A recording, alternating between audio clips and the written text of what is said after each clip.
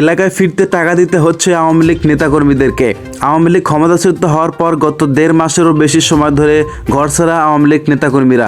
গত 5ই আগস্টের পর যেভাবে তাদের বাড়িঘর ও ব্যবসা প্রতিষ্ঠানে হামলা হতে দেখা যাচ্ছিল, সেটি এখন দেখা যাচ্ছে না।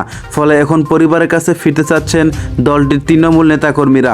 কিন্তু হঠাৎ এলাকায় ফিরলে যে হামলার শিকার হতে পারেন সেই ভয়ও কাজ করছে তাদের মধ্যে। সেজন্য এলাকায় এখন যারা প্রভাবশালী তাদের সঙ্গেও যোগাযোগ করছেন তারা।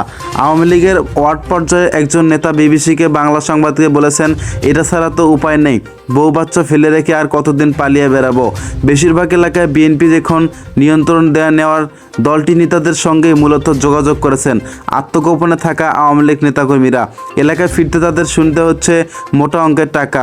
ক্ষীণবঙ্গের একটি জেলায় ওই নেতা বলেছেন, চেয়েছিল 3 লাখ, পরে অনেক বলে কয়ে 1 লাখ টাকা দিয়ে করেছি, কিন্তু টাকাটা নিলেন কে?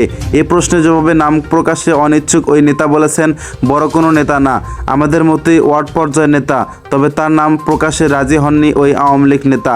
তিনি বলেছেন, এটা জানাজানি হলে আরও ডিস্টার্ব করবে, বোঝেনই তো, তখন পরিবার নিয়ে এলাকায় থাকতে পারবো না। তবে আওয়ামী লীগের এমন অনেক নেতা আছেন যারা টাকা দিয়েও ঘরে ফিরতে পারছেন না।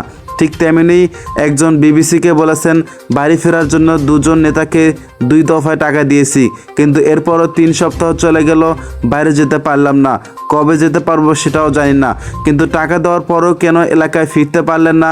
জবাবে তিনি বলেছেন, কিভাবে ফিরবো, 2 টাকা দিয়েছি শুনে এখনও আরও মানুষ মোবাইল করে টাকা চায়, কতজনকে টাকা দিব।